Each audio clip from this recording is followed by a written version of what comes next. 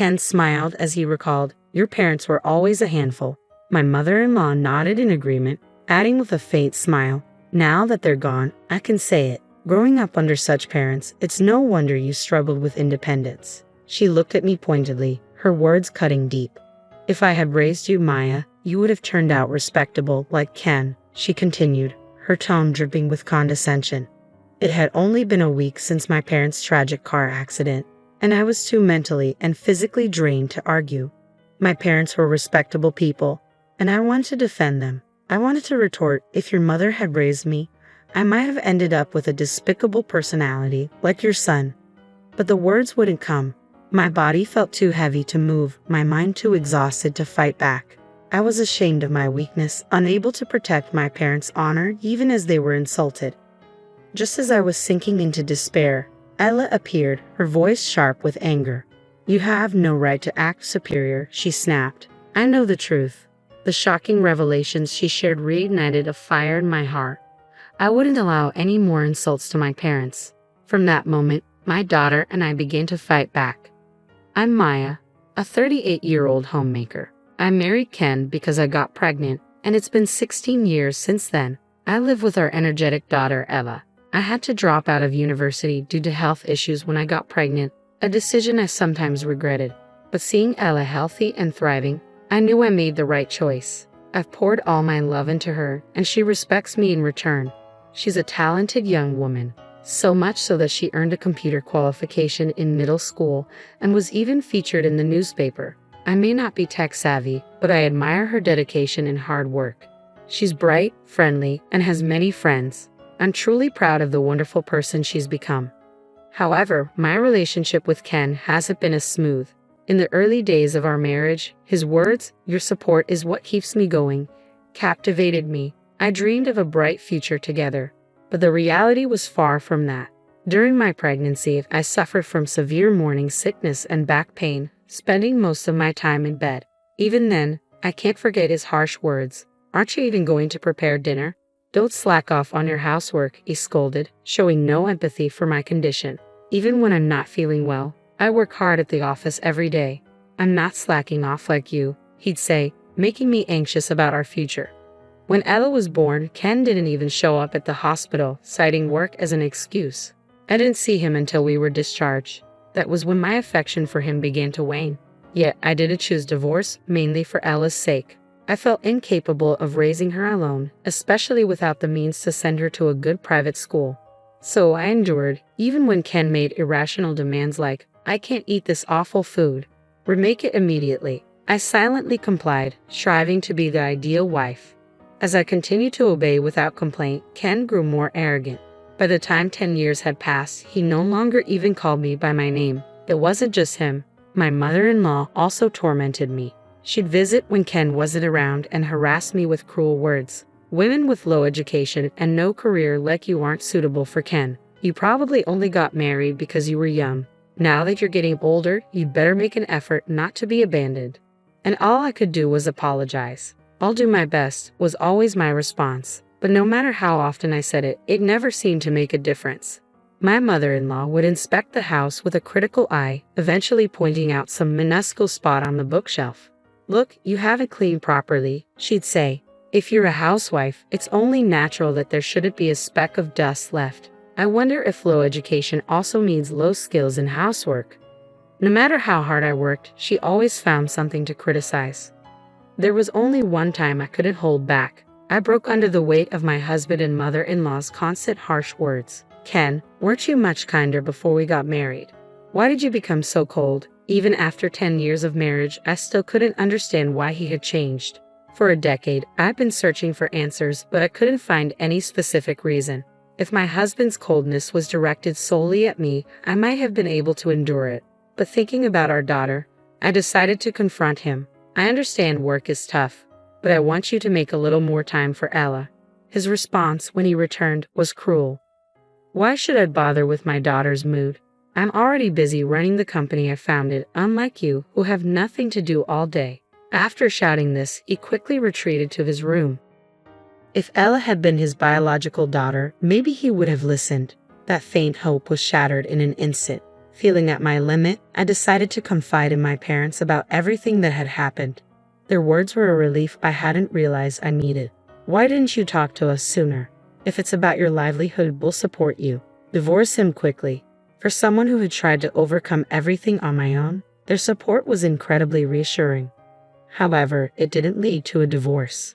My husband, who had always been intimidating, suddenly showed an apologetic attitude in front of my parents. "It was my fault. I deeply apologize," he repeated, tears streaming down his face.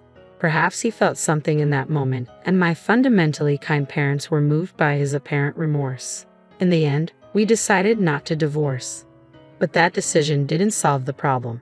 As soon as we returned home, my husband's demeanor changed. He berated me with an angry voice. "This isn't a joke. What's the matter with humiliating me like that? It's shameful to rely on your parents when you're an adult. If we divorce, our reputation in society will plummet. Can't you even understand such basic things?" His shouting filled the room, and Ella watched us, her face expressionless. My days filled with anguish showed no signs of ending. 8 years later, my parents passed away in a car accident. The cause of the accident was mistakenly pressing the accelerator instead of the brake. I couldn't believe it had come to this. Devastated by the obituary, I barely had time to process my grief before I had to take on the responsibility of arranging my parents' funeral. As their only child, the weight of this duty fell entirely on me. My husband made it clear he had no intention of helping. "This is your parents' funeral, so it won't help at all. You deal with everything on your own," he declared before heading off to work as usual. Despite his indifference, on the day of the funeral, he showed up in new clothes with a mournful expression, keeping his head down. I wasn't even allowed to buy new clothes, but it was obvious why he attended. He cared about appearances. His true motives became even clearer a week later, on a Sunday. My mother-in-law and husband came to the house, both wearing smug smiles, and delivered a statement that left me reeling. "We always had trouble dealing with your parents," Ken said with a smile. "But they're finally gone," he added, as my mother-in-law nodded in agreement. "If you're raised by parents like that, you'll end up as someone who can't be independent, like Maya. If I had raised her, she would have become a fine person like Ken," she added. I was utterly exhausted, both from the shock of losing my parents and the strain of my marriage. These two delivered words that felt like a final blow.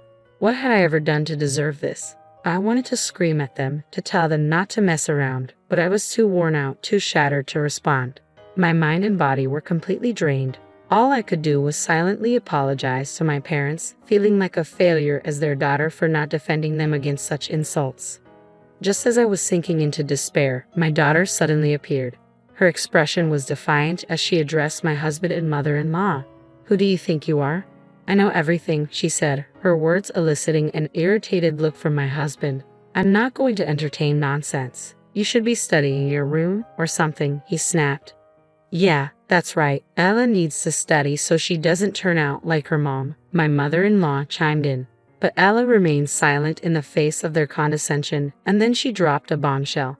"You think I don't know? I saw you tampering with Grandpa's car." I gasped in astonishment. Could it be true? Had they really tampered with the car? Was the accident deliberate? If that was the case, it was beyond outrageous. It was monstrous. I instinctively looked at the two of them, and they stared at Ella with pale faces. "Ella, what are you saying? That your father tampered with the car? Don't talk nonsense," my husband yelled, his face drained of color, anger barely masking his fear.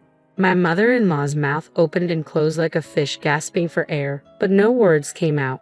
Ella, unfazed by her father's shouting, met his anger head-on, raising her voice to match his. "Nonsense. Then why don't you confirm it with your own eyes?" With that, she pulled out her smartphone and played a saved video. The video began with a shot of my dad's car before it was wrecked, clearly showing it in their garage. After a few seconds, voices could be heard off-screen. "All right, good thing we left the keys unlocked," said my husband's voice. "How did you unlock the garage?" asked my mother-in-law. "I went to apologize to my in-laws before, remember? I made a copy of the house key then, thinking I'd get it back to them someday. I knew Maya had the key, so I borrowed it while she was sleeping." Even though he was always so concerned about appearances, my husband had secretly copied a master key to my parents' house. My mother-in-law didn't condemn his wrongdoing. Instead, she praised him. Just like my son, how clever. But really, why is your wife so clueless? It's beyond comprehension, she said. I couldn't believe such despicable people were connected to me. It was enough to make my vision blur with anger. As I wondered how my daughter had managed to film such footage, the video continued, capturing their vile conversation. To be honest, I wanted to marry a more attractive woman, my husband admitted on the recording. But I was afraid of the trouble from rumors after dumping her, so I ended up getting married. My mother-in-law chuckled and added, it might be true that even conceiving a child was part of her scheme with you. What a hopeless child she is. They hurled insults at me before turning on a flashlight and beginning to tamper with the car. After about 30 minutes, my husband stood up, wiping sweat from his brow and uttering decisive words. All right, the setup is complete. I messed with the brakes, so there's bound to be an accident somewhere. My anger won't subside until someone gets seriously hurt. My mother-in-law agreed with a sinister satisfaction, saying, yes, make my son bow like that. Those people deserve to suffer. The video ended as they left the garage, acting as if nothing had happened. Ella looked at her father, her face filled with a sense of superiority. How about it? Can you still call this a lie? She asked, leaving my husband speechless. Debbie, why would there be such a video? He stammered, his confidence shattered. I filmed it myself, Ella stated, her voice steady. What he did to Grandpa's car and how he mocked Mom is unforgivable. He's truly the worst man, isn't he? She sighed heavily, her frustration evident, then addressed them slowly. Sharing the same blood as you is nothing but disgraceful. If only I had noticed that camera's existence a little sooner, this wouldn't have happened. Realizing it only after the funeral proves that surveillance cameras are useless. Ella's eyes narrowed as she looked at them coldly. People like you should be arrested. The moment they heard the word arrested, their faces changed. Arrested? Becoming a criminal? That's absurd. Hand over that phone. My husband shouted, lunging at our daughter. Instinctively, I stepped in and skillfully dodged him, knocking him to the floor. Actually, our family runs self-defense classes. I used to attend before getting married, so I can easily subdue you when you attack without thinking. You can't do that. That's violence. I'll sue you. My husband yelled, but the tension that had built up in me for years snapped, and I finally let my emotions take over. Violence? Then what do you call what you just tried to do to Ella? I can't believe you tried to lay a hand on your own daughter. Perhaps surprised by my unexpected retaliation, he stumbled over his response. And no, that's what you're doing is clearly voyeurism, he stammered, trying to regain control of the situation. Ella cut him off sharply. I had Grandpa's permission. I wanted to test the new security camera system I built. He scoffed. There's no way Ella could build a system like that. But Ella, with abilities that seemed unlikely to have come from me, had received awards in programming. She was considered a prodigy, so much so that news crews had come to her school to interview her. You didn't even know about the awards, did you? She retorted, her voice dripping with contempt. I earned awards for programming, yet I've had to endure being a failure of a parent, Ella said, her voice laced with contempt as she delivered the final blow. Now you're going to get arrested, and you'll be a failure as a member of society too. She fixed her father with a cold gaze. You call yourself elite, but you don't even know basic things that high schoolers do.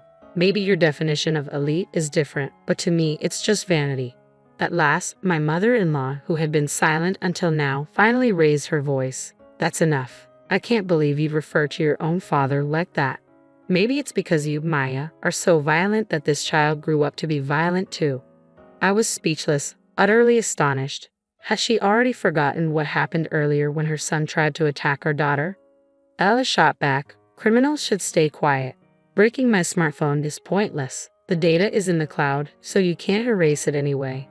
Impressed by my daughter's foresight, I watched as she continued. Why suddenly talk about clouds? She mocked. I'm not talking about the sky, I'm talking about the internet. Elite people like you should understand, right? Especially after all the boasting you did to Mom. But both my husband and his mother remained silent, clearly unfamiliar with cloud computing. Calling yourselves elite is just plain vanity. Ella continued. What a pitiful family. Don't be ridiculous. Who do you think has been feeding you all this time? With whose money? My husband retorted angrily. It's not that she didn't work, but that she couldn't, Ella replied coolly. In fact, my husband had pressured me into being the housewife, insisting that a dual income would ruin his rich man image. He gradually stripped away what little independence I had. But today, those days end. Seeing my daughter bravely stand up, I realized I needed to do the same. Ella is right. I've stayed in this marriage for our daughter's sake, but being with someone like you is detrimental to her, I said firmly. Are you really asking for a divorce? How will a woman who's never worked survive without me? My husband shouted, his contemptuous attitude exposing how hollow his pride really was. I decided to shatter that inflated ego. Do you really think you can live without me? Who do you think irons your suits every day, cleans this comfortable house, prepares your favorite meals? I've done all that. Without me, do you think you can handle it all by yourself? Of course I can, he responded, though his voice wavered with uncertainty. Your voice seems shaky. Are you really confident? I pressed. Yeah, well, anyway, there's prison life waiting for you from now on, so there's no need to worry about that, Ella said with a smile. I almost laughed. That's a relief. Your life as an elite is over, and from now on, you won't have to worry about society's gaze. As he continued to speak, it seemed he reached a breaking point and suddenly screamed, breaking free from my grasp. This is no joke. There's no way I'm going to prison. If I just destroy the cameras, the evidence disappears, he yelled, rushing off and leaving his mother behind. But he tripped over my shoes and fell, flailing like a frog in the doorway. Seeing him in such a state, Ella calmly called the police. In the end, both my husband and his mother were taken away by the authorities. Subsequently, videos taken by my daughter and other evidence were discovered, leading to their arrest. Anger welled up within me as I thought about the truth behind my parents' deaths. The trial is still ongoing, but I hope they receive appropriate punishment. Furthermore, my husband's company went bankrupt immediately following his arrest, with lawsuits regarding unpaid wages piling up. It seems he was unpopular among his employees, often speaking condescendingly without offering much helpful advice. Their belief in their own superiority was just a misconception. Since then, my daughter and I have been living a peaceful life. Although there were concerns about finances, my parents left us an inheritance. The will stipulated that the inheritance was solely for my daughter and me, granting my husband no rights. I was surprised by the existence of the will, but apparently it was prepared long ago, foreseeing events such as my contemplation of divorce or their passing. I hold deep respect for my parents. I started attending a vocational school for welfare-related studies using the inheritance. I believe that acquiring specialized qualifications will pave the way for me to become a full-fledged employee despite my lack of prior work experience. My daughter is passionate about app development and expresses a desire to become a programmer in the future. While life with just the two of us can be challenging, it's also filled with happiness. I cherish the precious life I share with my